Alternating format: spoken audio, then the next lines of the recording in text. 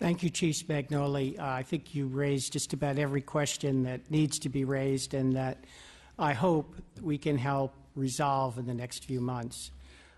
Next, we have the Police Chief of Rialto, Chief Farrar. Good morning, Mr. Chairman and members of the committee. I'd like to first thank you for the opportunity to testify before you about body-worn video cameras, a subject that is very close to my own heart. I understand this committee is very critical to everyone's understanding on just how we can increase legitimacy and trust in policing, and I want to thank each of you for your service as well. As indicated, my name is Tony Farrar. I'm the Police Chief for the City of Rialto Police Department. I'm also an Executive Fellow at the Police Foundation, and I currently co-chair the Body-Worn Video Committee for the California Police Chiefs Association. My interest in body-worn video cameras came on the heels of an overall interest in a policing philosophy known as evidence-based policing. This philosophy brings together an element of academic research into policing, which in turn can drive the direction or outcomes in your organization. In basic terms, is there enough evidence gleaned from the research to show that something will be profitable or will work or not? In 2012, the Rialto Police Department, in partnership with the University of Cambridge in England and the Institute of Criminology and Taser International, embarked on an extensive year-long study to evaluate the effects of body-worn video cameras on police use of force and officer complaints. The experiment began on February 13th of 2012 and concluded on February 12th of 2013. The results of the study were very amazing. Comparing similar 12-month time frames, we found a significant reduction in use of force incidents, reduced by 60%, and officer complaints by almost 88%.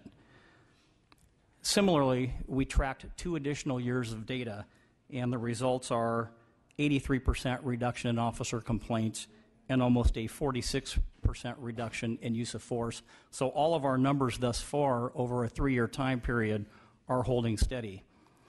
There have been other positive outcomes that were identified as a result of this study, such as a reduction in our case rejections to the district attorney's office for investigative cases of 25% last year, reductions in patrol officer overtime by 30% over this past year, and increases in officer self-initiated activity by over 12% this past year.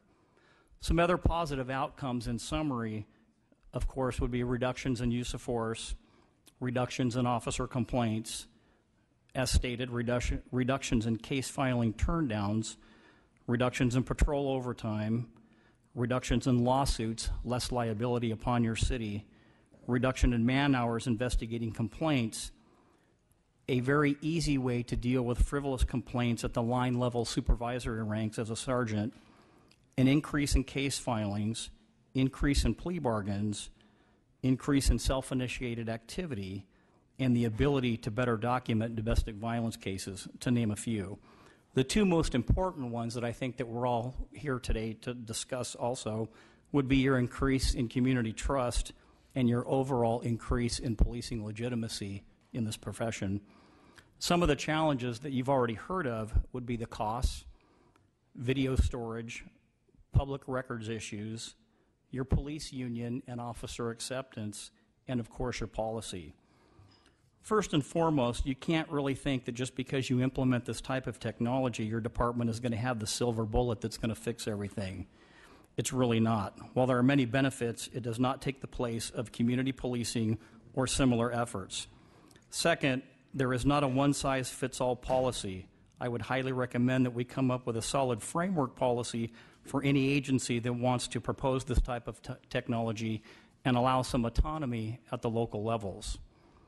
Third, there needs to be a funding mechanism to help agencies purchase and implement this type of technology.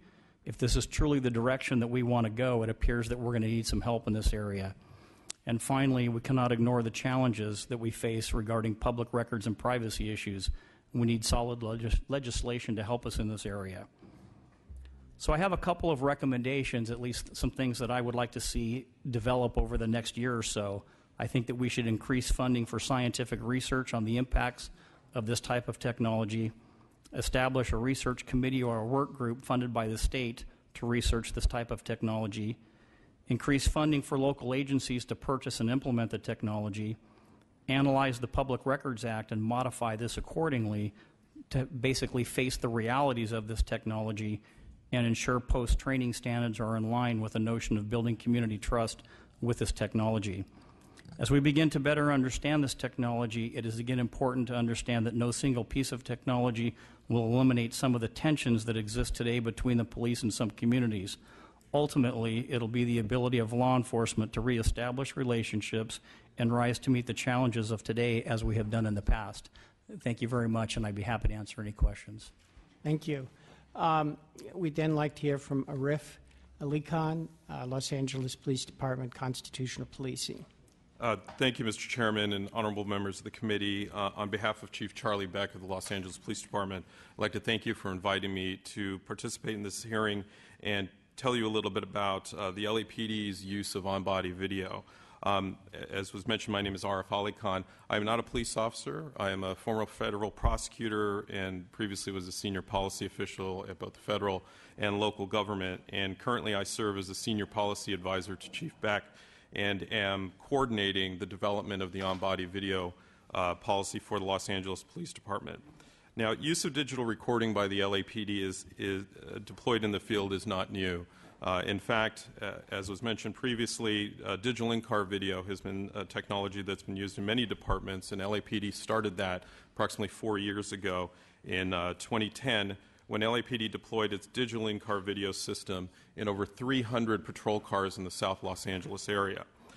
These cars were equipped with digital in-car video that recorded interactions with the public on sidewalks, in the streets, also when somebody was taken into custody, and each officer was equipped with a microphone that would make audio recordings both in and outside the vehicle.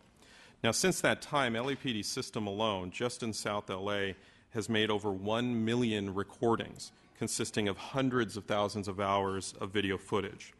And this video footage has proven vital in achieving 3 objectives of the LAPD's program. First, it has provided powerful evidence for prosecutors and investigators to use when bringing criminal charges against suspects. This is a point that's often forgotten about the value of in-car video and other video, that the police officers are able to do an even better job in bringing people to justice. When you have an in-car video of a fleeing felon, an assault on a police officer, a driver under the influence, or the recording of statements of a suspect, that is a very powerful piece of evidence to consider on what to charge a suspect and whether a suspect should be convicted at trial. It is also, the second objective, has provided valuable training information and the ability for the department to analyze situations for tactical improvements, which is something that all police officers, especially for their safety, are very concerned about. And this has enabled recordings of real encounters, not simulations, not narratives, but actual real encounters in the streets of Los Angeles to help improve the performance of officers. And then, of course, one of the most significant objectives was to, and it is, to enhance the accountability of officers by providing additional information to resolve allegations of misconduct, which are often clearing officers of false allegations, and providing additional evidence for the determination, what we refer to as the adjudication, if misconduct occurred or whether a use of force was in or out of policy. Based on the success of the program, LAPD is expanding the digital in-car video program throughout the city, and later this year we'll be equipping all of the vehicles in our central bureau, which includes downtown and the central part of the city of Los Angeles. Now, in January of 2014, before Ferguson became part of the national conversation, the department began testing on-body video devices for officers in the downtown area in a pilot program which continues to today. And as was reported yesterday, it included 2 officers who were involved in an officer-involved shooting on Sunday, which has been widely discussed in the media. This enabled officers on footbeats, bikes, motorcycles to record investigative and enforcement activities with the public, and patrol officers when responding to areas where a video in a car would not reach, and also from a closer perspective of the officers themselves because they're affixed to the chest of the officers. The pilot program proved very successful, and through the generosity of private donors led by our President of the Board of Police Commissioners, Steven Sobroff, The department has been able to purchase over 800 cameras that will be deployed this summer. And also in December of last year, LA Mayor Eric Garcetti announced that in his budget he will include funding for 7,000 cameras. As you know, LAPD has about 10,000 police officers, 7,000 of those officers, which will enable every patrol and field-equipped officer to have video recording capability. And it will be the only major city with such a large and comprehensive program. Now, with either type of technology, if I may frame the issues, we believe it comes down to three essential questions. One, what should be recorded with the use of these devices? Two, when should the recording begin and end? And then three, who should have access to those recordings? For the Los Angeles Police Department, our objective has been to record investigative and enforcement activities involving members of the public. It is not intended nor designed to be a surveillance system for the public, or of police officers, and capturing everything and everyone during an officer's 10 to 12-hour shift. It should be focused and is focused on police enforcement and investigative activities. Once again, to achieve those objectives of capturing evidence of criminal activity, resolve differing recollections of an encounter, enhancing accountability, and providing information for training. So those would include vehicle and pedestrian stops, searches, vehicle pursuits, and interviews of victims and witnesses, and of course uses of force during those encounters. When should that happen? Our policy currently for our digital in-car video is at the initiation of a contact and once that contact is completed, to capture the entire interaction. Then the question, which is certainly debatable and is being debated, is who should have access? Officers obviously should have access to the information just as they would for any other information as they want to make complete and accurate reports about the incident for use later on. But also for accountability. The LAPD's policy currently under digital in-car video, as adopted by the Independent Civilian Police Commission, is to allow police officers to view the video under the supervision of an investigator prior to an interview on an officer-involved shooting. And certainly we can discuss that in more detail if the committee so chooses. With respect to public access, as with all criminal and administrative investigative records, the LAPD does not release those and does not waive its exemption under the California Public Records Act for video. We do not do that for any other investigative materials, such as witness interviews, other documents, other forensic evidence, 911 calls, and video has not been treated any differently. Now, there's some very important reasons for doing this. First, especially if there's an ongoing investigation, releasing especially a portion of the evidence could compromise that investigation and could taint any type of investigation or any type of criminal prosecution that may result. Second, there are many privacy concerns of those who are recorded. As I mentioned, on-body video is going to record many, many more things. It's going to record people in many more private situations, not simply out in the street, in public, on a sidewalk, in a parking lot, or on the street. Third, the requirement, if the department were to waive its exemption, it would cause a very onerous, burdensome, and very costly to the taxpayer to provide access, which would require reviewing, redacting, producing. And just as I mentioned, just in South Bureau alone, with the digital in-car video, with over 1 million recordings, that would be very onerous. And as we expand to 7,000 on-body cameras and at least 600 digital in-car videos this year, that would be significant. But the issue here about the public access, I believe, is truly about accountability. How do you hold police officers accountable for their behavior? And speaking for the LAPD, we have some unique features in place that help enable that accountability to occur. First, we were under a federal consent decree for several years, and there are many procedures that were put in place to maintain the integrity of investigations. Second, the LAPD has an independent Office of Inspector General that is involved from the beginning of an investigation and has full access to all information, including video evidence. And third, that investigation is presented to the 5-member police commission, who are citizen volunteers who serve, and they make the final adjudication of whether a use of force was in or out of policy. And with those systems and providing that information to them, we believe that we have a level of accountability that most major cities do not have. And then, of course, the Los Angeles County District Attorney's Office is integrally related to the entire investigation to determine whether any criminal conduct has occurred. If I could just close with saying this. I've mentioned digital in-car video and on-body video, but I do want to point out that there are some differences that are important for the committee to consider.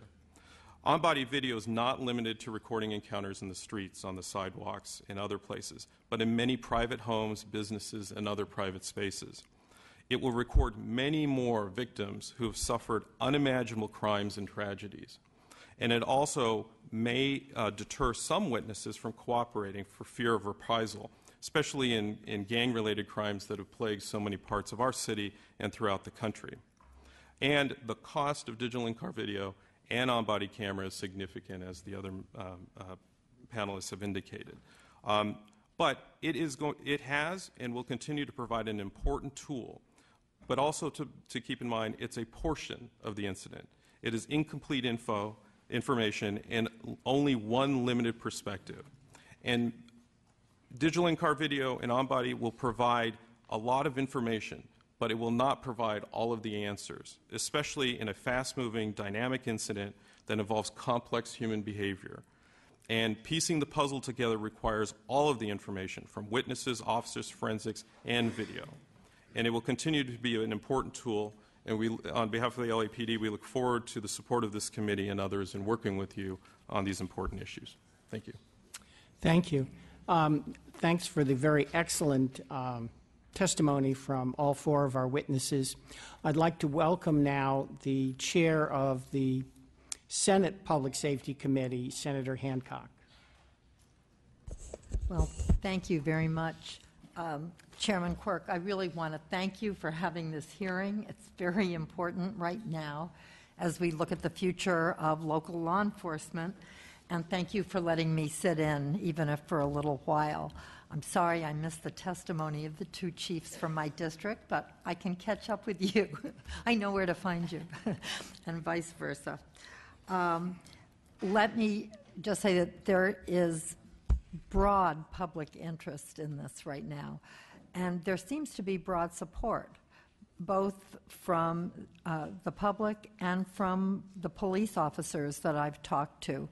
And I know that the Rialto experience is one that is cited all the time as having made a big difference in public trust and outcomes. So we're really looking forward to seeing the bills that may come out of the Assembly. I think there's at least 3. I don't know if they're being combined or what the status is now. But we'll be very interested in some of the privacy issues that were raised, and also the question of when they're turned off. Because, as Chief Went knows, we had a very controversial case in Oakland several years ago where the body camera happened to turn off right before the fatal shooting by a police officer. And what does that mean? I'm interested in what the technology tells us about that and how we can keep that from happening. But this is, I think, a very timely hearing, and I'm very pleased and grateful to be able to be part of it. Thank you. Well, we have, as I said, excellent testimony. I think Mr. Alicon brought up the 3 most important issues in terms of things that we're going to have to resolve here. I believe it was who has access, when is it turned on and off, and the third was... And what should actually be recorded. Oh, and what should actually be recorded. And certainly we are concerned about witness testimony. They may not be willing to say on camera something that they would say privately. And I'm hoping that all of those who have legislation will address these issues. And and I hope that we can get legislation in all 3 of those areas. I think we have to be very careful, though, about overreaching. We have to allow for local discretion as things are difficult. The other thing is anything, if we were to mandate certain things at the local level, we also have to pay for them. and getting a bill like that out of appropriations can be difficult. So there are going to be limits as to what we can do, what we can't do, and there should be limits so that we do not interfere with things that are inherently local. So the hearing from Los Angeles, essentially your videos would be very hard to view from anyone in the public. Are there any circumstances in which the public could view a video? In some circumstances, the video may be produced as part of criminal discovery or in a civil case where it would become public. At this point, I'm a bit cautious because our final on-body video policy has not yet gone through the obligatory meet and confer process with the union. We're in that process right now, and also has not been presented to the Board of Police Commissioners, who will make the final determination. But under our existing policy with digital in-car video or other investigative records, we do not waive the exemption on that is afforded by the Public Records Act. All right. Do some of the other police chiefs have different policies? Yes, Chief Wendt. Yeah, I would say ours is different in that there's a investigation exemption to the Public Records Act. So obviously if there's a criminal investigation going on, or if there's a complaint investigation going on, we don't release those videos. But if an officer makes a traffic stop and for a tail light being out and gives somebody a warning and sends them on their way, there isn't really an investigation at that point, and it is done. And so our attorney's office has taken the position that in that case, there's no investigation and that could be released. But that would be inconsistent with what LA is saying. So, I mean, there is definitely some. So have you had problems with people asking for large amounts of data and difficulty in fulfilling those? Well, yes, that's certainly the case. I've asked in the budget process for numerous more staff for public records handling. In the case of Occupy, we got significant requests for body-worn cameras. We put literally hundreds of hours of body-worn camera video on the website so anybody could access it simply because it was faster than trying to satisfy individual public records requests. So it has certainly been a challenge for us. It would be much easier if we did not disclose all that. But like I said, our attorney's office has basically said that if there's no ongoing investigation at that point, it's releasable. Who said that again? Our city attorney's office. City attorney's office. And obviously your city attorney said something different. If I may, though, without getting into the legal issues, reasonable attorneys can also disagree on some of the interpretations. But I think that as a policy matter, something for the committee to consider is that even though an investigation may be over, let's say it was a rape of a child, or let's say it was an investigation and the recordings are inside the home of a private person and records many other people who may not have been involved, even though the investigation is over, as a matter of public policy, is it something that we would want to be released to the public? And those are the unique privacy concerns that come into play. We do not release homicide records even after the case has been tried. There are many other concerns that should be taken into consideration before we decide, simply because the investigation is over, that there should be public access to those very graphic and detailed recordings. All right. One more thing I'll just add as a comment. Rialto did a very good study on outcomes after the body cameras went on. I think we have to be very careful about that, extending the idea that those same results would happen in the rest of the state. I would like to credit you, Chief, with having great leadership, and perhaps that had a lot to do with the changes. We just don't know until these things are done and the studies are in larger areas. Would you like to say something, Chief Farrar? Well, I think you're absolutely right. There's quite a bit more research that should be done and that could be done. Just one point of reference, we did, collect another 2 years of data because we didn't want to kind of put all our eggs in one particular study, although it was a fantastic, study that had some great outcomes. And if you see and you listen to the numbers that we've had even after year 3 with the study, we've still had very significant numbers, which kind of shows us that we're at least on track and moving in the right direction. I think that right now, as been stated already, is that a lot of folks are in that area of finding a good framework of policy that everybody can at least begin with. It shouldn't be a one-size-fits-all, and then dealing with the retention issues, the amount of video that you're going to get in public records. I think that's where everybody is at right now. And what is your policy with regard to access? We're a little bit in the middle between Chief Wendt and the gentleman from Los Angeles. If it's an investigative piece of evidence, evidence to a case, or it could be part or parcel of a personnel issue, we don't release. What the question that comes up really is, what do you do with a video that really is nothing? And I think that's where Chief Wendt was going. We have a 120-day retention policy on that, and afterwards it falls off. But the question is also, who is allowed to have access to that? And if you're not part of that traffic stop, should you in turn be allowed to view something that's private between you and somebody else? So those are some questions yet to be answered. But what have you been doing in Rialto? We tag our videos as either evidence to a case or a personnel issue or a personnel complaint, and we do not release. Okay, thank you. All right, other committee members who would like to have questions? Assembly Member Jones Sawyer. Thank you. And actually, this is probably for the chiefs. And I know Chief Beck, and we kind of grew up together in the city, and Mr. Soboroff and I worked together in Richard Reardon's mayor's office. So, and you may know the answer, but I may ask them personally. And this is what my budget had on. It seems like everybody knows what it costs to implement. And we also kind of know a lot of cost benefit, I would say cost political benefit of implementing this. But has anybody done a financial benefit for putting these cameras in, and what it would cost not to? If you have a false claim, you have a video that shows it's a false claim, that's hours not spent by supervisors chasing down a false report. When you're prosecuting, I heard here, you may have enough evidence to quickly get something adjudicated as opposed to a long drawn-out trial, which involves DA's time, prosecutors' time, I guess police review boards, commissions, legislative bodies' time, staff time. There's a whole lot of things that are involved in it.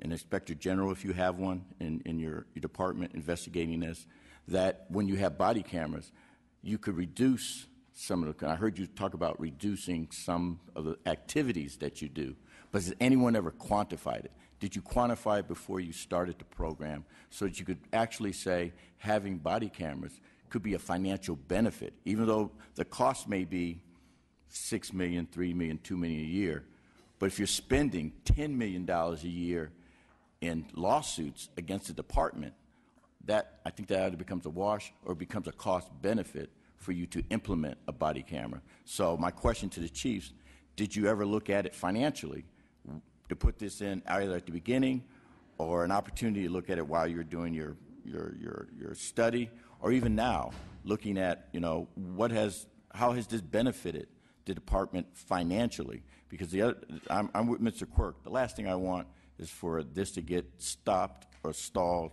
or killed in appropriations because someone looks at this purely from dollars and cents and doesn't take everything into consideration to implement this. Let me just say one thing. We're supposed to end this at 10, this roundtable here. I'll go a few minutes over, but if you can be very brief in your answers, that would be helpful. I'll be super brief.